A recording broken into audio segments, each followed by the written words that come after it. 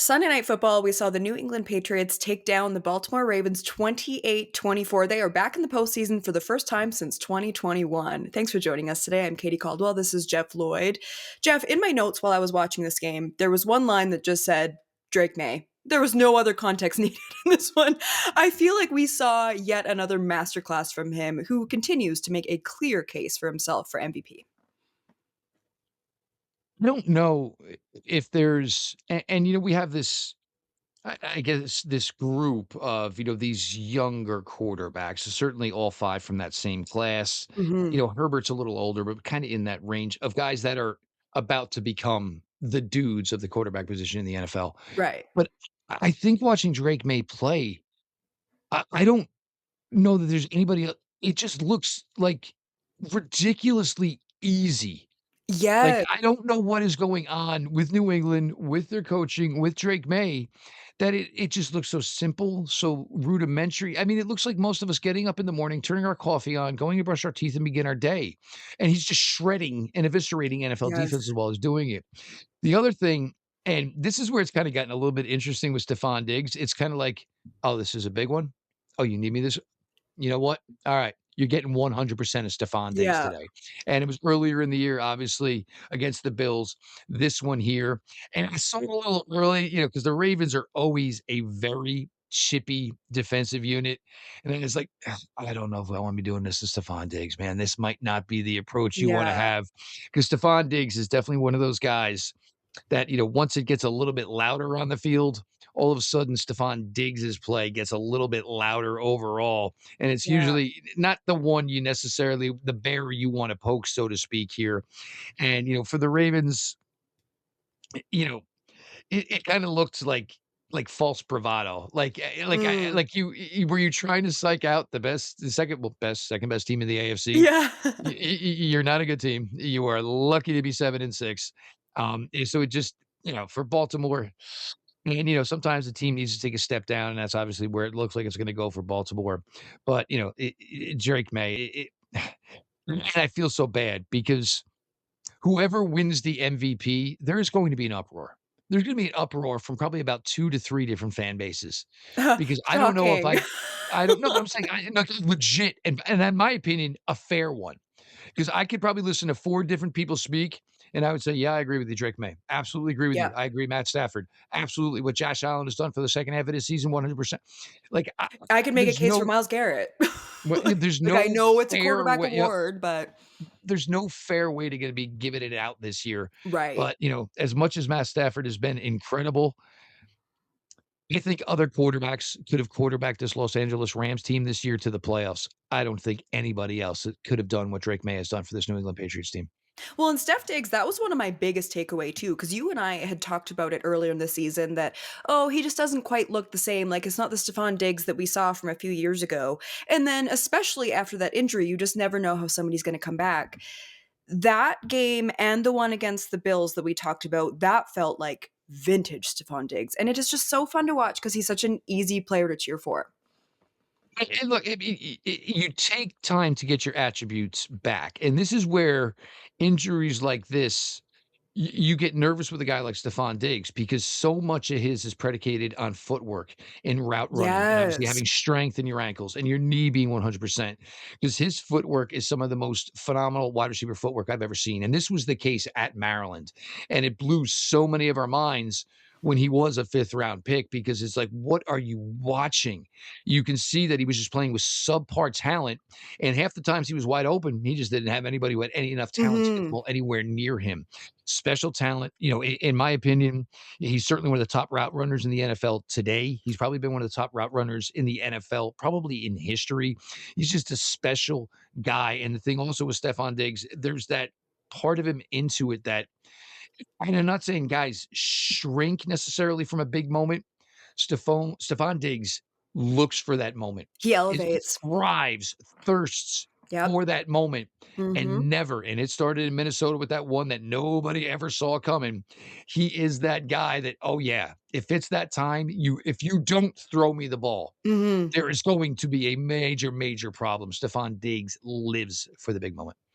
Trevion Henderson gets injured in this one, which is too bad. He's been so fun to watch this season. Other than the Ramondre Stevenson run at the end, it felt like they didn't have a lot going in the run game after Henderson went down. Are you getting concerned about the injuries starting to pile up for this team?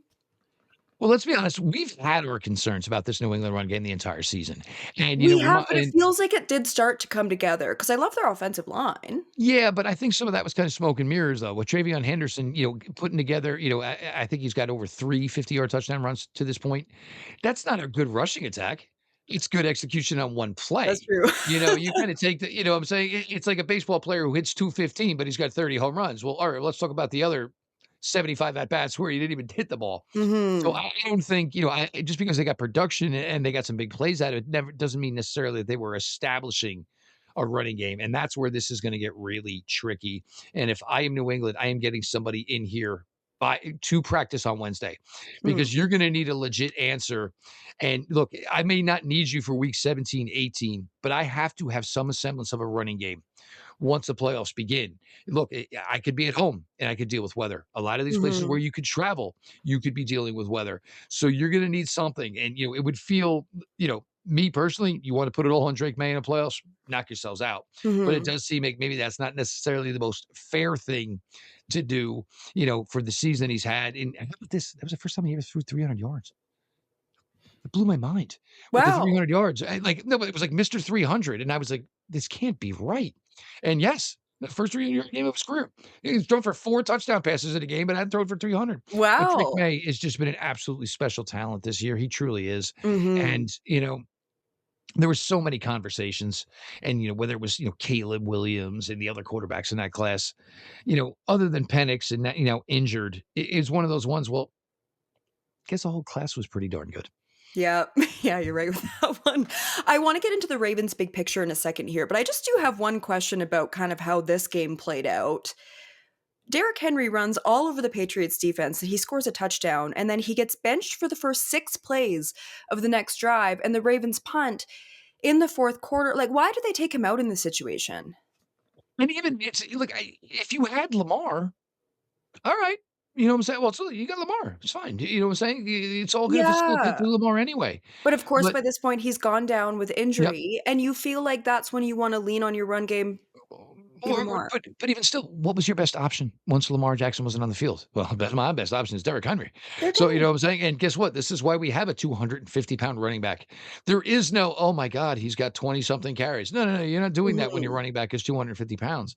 So that whole thing was bizarre and alarming, and as crazy as some of us who, are outsiders to the Baltimore Ravens, when you hear things like, "Yeah, well, maybe the Harbaugh time is up."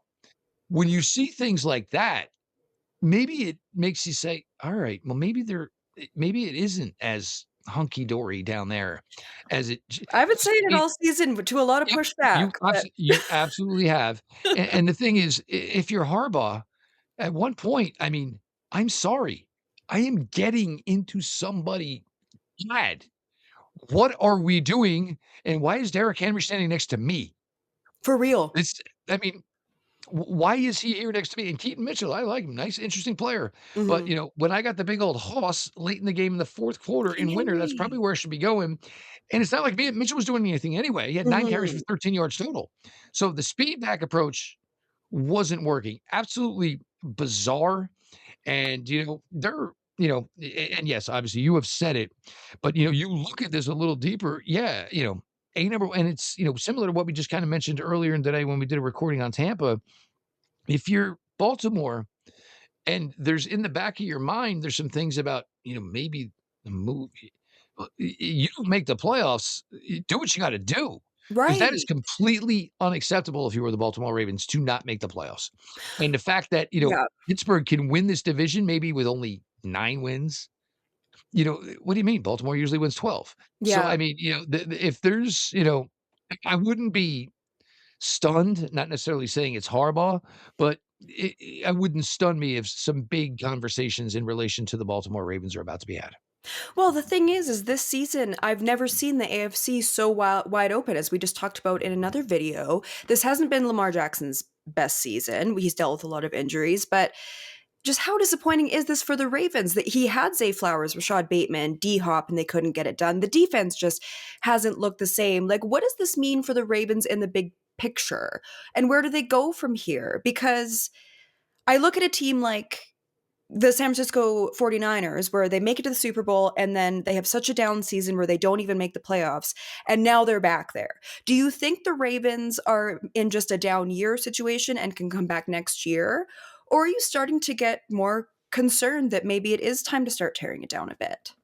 I think the problem, and this is something that, I've kind of noticed with Baltimore is, and this was always going to be some sort of subject matter to talk about. Once Lamar Jackson and all the other things he did besides just play quarterback. Mm, And maybe this is something we've talked about at times, maybe this year with Philadelphia. When Lamar is not giving you that 50 to 60 on the ground, and I am mhm. by no means attacking Lamar as a quarterback within the pocket throwing the football. But it's Right. always seemed like Baltimore never truly knew how to make the skill around him. I think they got lucky with Zay Flowers because Zay Flowers didn't really seem like the perfect match, but I think Zay Flowers is just so good they've kind of made it work. Mm, And even like they're almost doubting themselves, because at the end of last season, all the talk was this is most likely Mark Andrews last year with the Ravens. yeah. And then when they weren't playing well early in the season, is Mark Andrews a prime deadline trade target? Because it seemed like Isaiah Likely, and as far as the favor in the future of this team, they felt Yep. Isaiah Likely was more likely going to be the guy. Well, that changed so much that they gave Mark Andrews another 3 years. Yeah. So, which also is another thing that makes me question maybe what exactly is, going on there. And who knows, maybe at this point, there are some people that, are part of the staff, are part of the front office, but it's kind of like, we'll let you know if you're coming to the meeting today. Just show up and we'll figure where we're at the end of the season. But for Baltimore, this is unacceptable. And, Mhm. Lamar, the older he gets, the more of the threat with his legs, the overall playmaker with his legs he's going to be. So you really need to do exactly whatever it is you need to do to make sure that what can be the second phase of Lamar Jackson, where he's more just of a traditional type of quarterback who maybe can run away on 3rd and 8 because, obviously the coverage, left some, blank grass, so to speak. Mhm. You really got to figure out how you're going to do this. And the other thing with that is it's not going to be with Derrick Henry. He can't continue to do this forever because Yep. Derrick Henry, as good as he was last night, there's been plenty of weeks where that's not been the case. Mhm. And, so the Ravens really have to have a long conversation about what the future of this offense is.